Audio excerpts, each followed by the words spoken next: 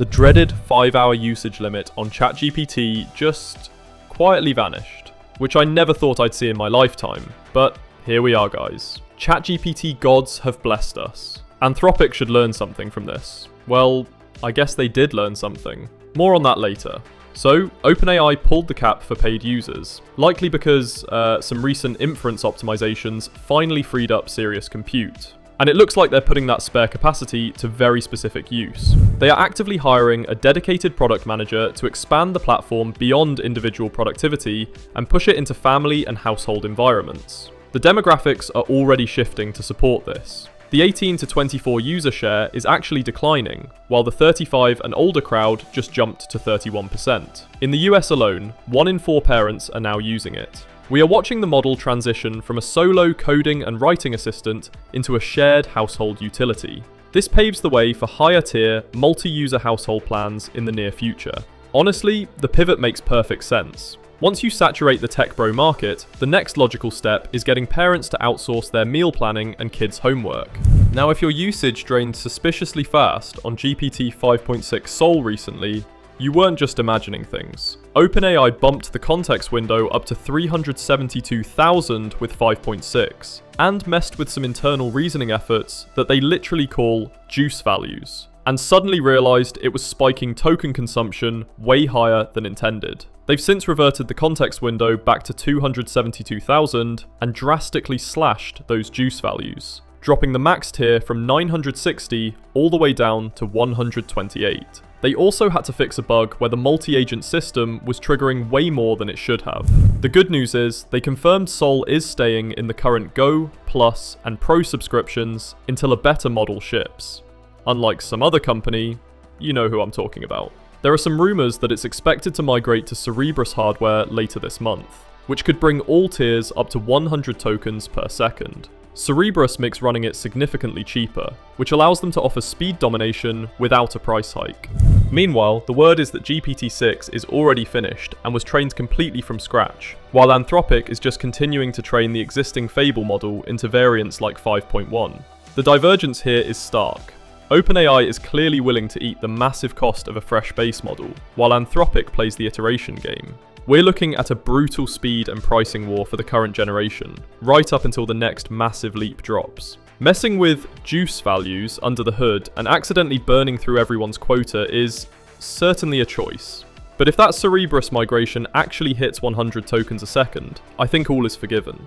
Anthropic's internal roadmap just spilled, and it looks like they are building out a lot more than just, conversational updates. Codenames like Capybara, Fennec, and Numbat surfaced, but the most interesting one is Kyros, which is reportedly a persistent background agent. They're also rolling out a new feature called Reflect for free, pro, and max users. Looking at the dashboard, it's actually visually stunning. It gives you a monthly summary of your interactions, breaking down exactly where your time went, like 38% on strategy docs, 23% on emails, and 15% on meal planning, complete with activity graphs. Alongside this, they are keeping Claude Code's weekly rate limits 50% higher through the middle of the month, and extending Fable 5 access.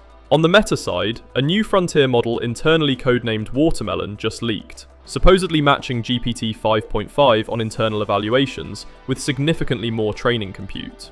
If this is actually Llama 5, it just adds more heat to the open source fire. Expect every major player to start offering wrapped-style analytics like Reflect, while quietly pushing these persistent background agents into production. Calling your massive frontier model Watermelon is either a masterclass in misdirection, or they just let an engineer name it while they were hungry. Moving forward. Reading through a massive undocumented codebase is about to be a thing of the past. Google just launched Wiki, which takes any open source GitHub repo and turns it into a fully interactive guide. Looking at the demo here with the Gemini CLI repo, it generates this clean interface where you have a living documentation, an embedded video overview, and an architecture flowchart. You can zoom in on the execution modes, like how it routes from auth and config down into the sandbox. And there's a chatbot permanently pinned to the right side. You just ask it questions directly about the repository context. Google is also tightening this loop by rolling out a one-click import from GitHub button right inside AI Studio Build, which auto-magically transforms a repo into a compatible runtime format to start iterating on immediately. This fundamentally changes how developers onboard. Instead of pinging a senior engineer who hasn't looked at a module in 2 years, you just interrogate the repo itself. Right now, CodeWiki is limited to open source, but the second they support private enterprise environments, this becomes a mandatory workflow tool. Someone finally realized that static README files are basically digital artifacts from the Stone Age. Never thought I'd say this, but we have officially reached the end of the vibe coding era. GitHub just released an open source tool called Spec, which already has over 120,000 stars, and it forces your AI to actually plan before it types. The developer opens the chat panel and types /specify. I am building a task tracking app for the web. Instead of just vomiting out code, the agent pauses, says it needs to break down the required steps, and generates a strict checklist. Run the setup script, load the template, write the feature spec, and report completion.